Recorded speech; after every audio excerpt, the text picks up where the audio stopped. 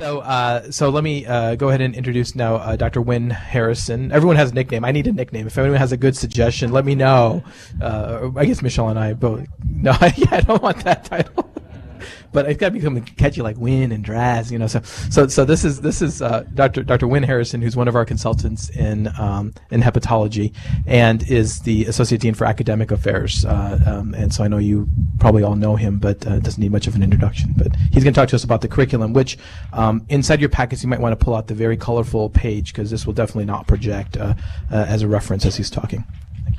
Well, thank you, Amit. I do have a nickname, but then I have the name without the nickname, and that's not fun. In addition, I don't have kids at home anymore, so I don't have a colorful cartoon. It's too bad. But curriculum is by itself a great topic, and what we really want to do in a very brief time is give a high-level overview of the curriculum so that all of you who've not been into the curricular map and seen how your course fits into the rest will understand that. And also I'll take the opportunity to show a few things that are unique about our curriculum and perhaps give you a thought or two for consideration as you move forward.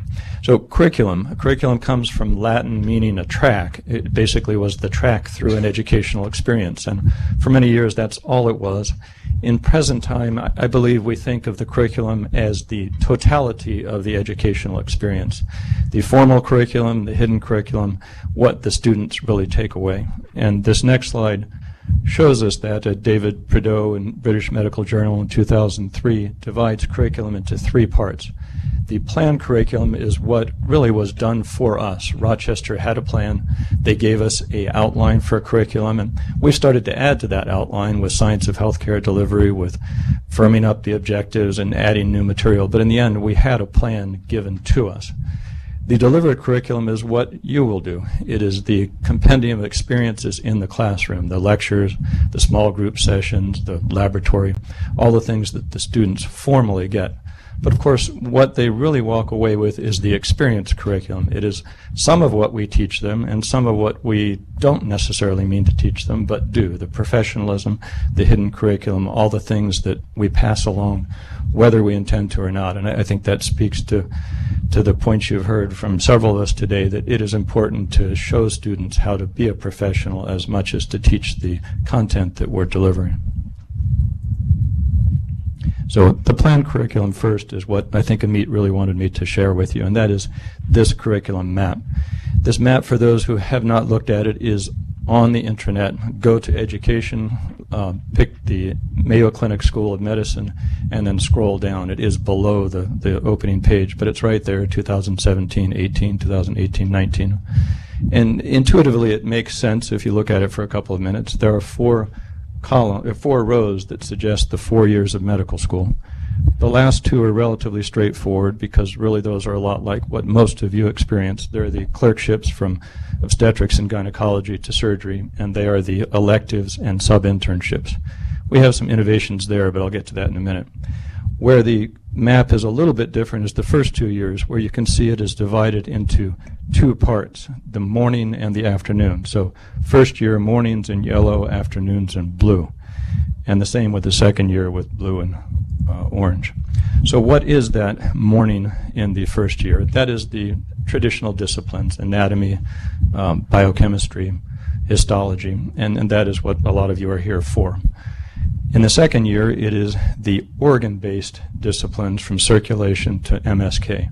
So that is a slightly different way of teaching than many of you did. That incorporates perhaps pathology of the thyroid gland as well as the physiology and biochemistry of the thyroid gland, not just the clinical subject matter. Here it is listed differently: discipline-based model year 1, organ system-based model year 2. And you fit in one of those places if you're a teacher and you've seen from the map how you relate to the others before and after.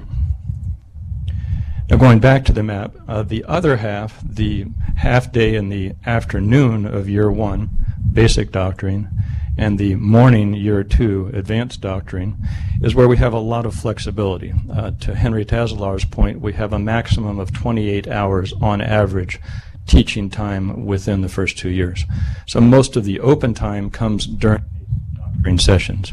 while they're very busy sessions when the students do them, they're only 2 or 3 afternoons per week or 2 or 3 mornings per week. They're not every day.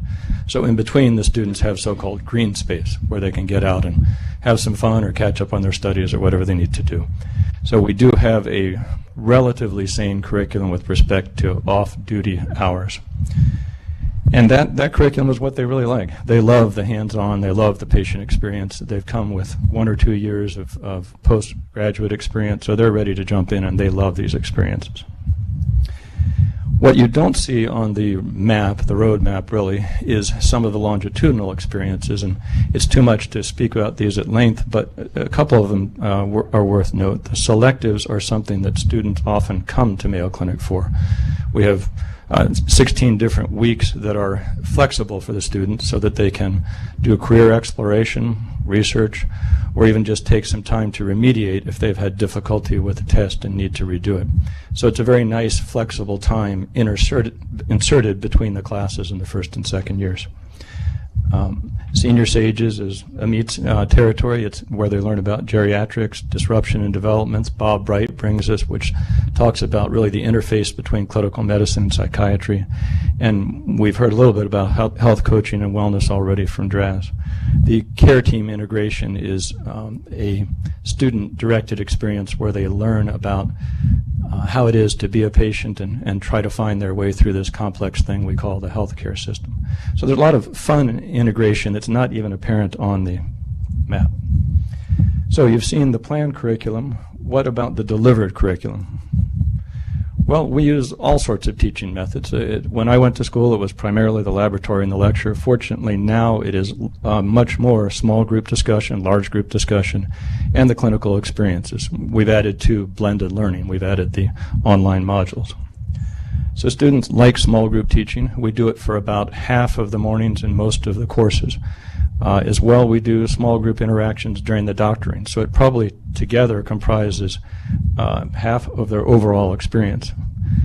During the doctoring, we have lots of patients now who are simulated patients. So one of the GI employees came up to me today and was very excited to be a simulated patient. So I think we've got some great volunteers.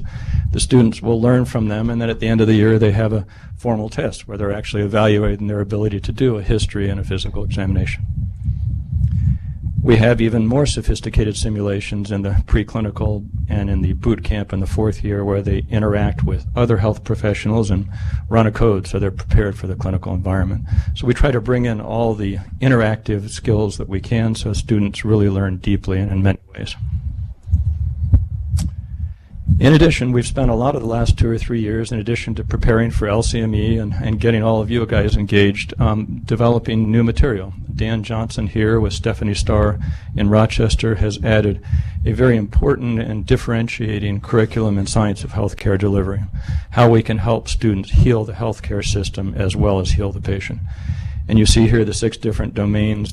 All those 6 leaders are here. It's a great deal of work, and it's really something that attracts students to us and prepares them for the future.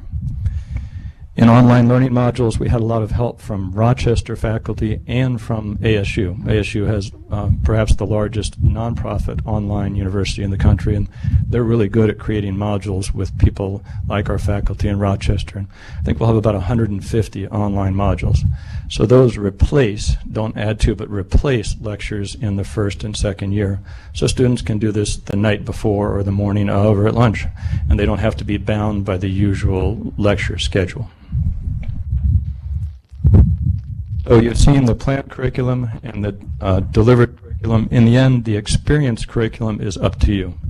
Bring all that you have. Bring your ideas, but bring your clinical experience. Bring your teaching skills, and bring yourself. I know I am in GI and hepatology because I had several great mentors who brought themselves to the table and were not afraid to show who they were and why they might wish to pursue a specialty such as mine.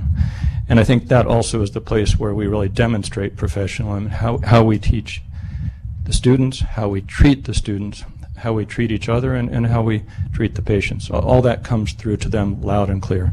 So I think that hidden curriculum may be the most sustaining and most long-term measure of the curriculum in the end. So I wish you luck with that. I know you're fully prepared for it.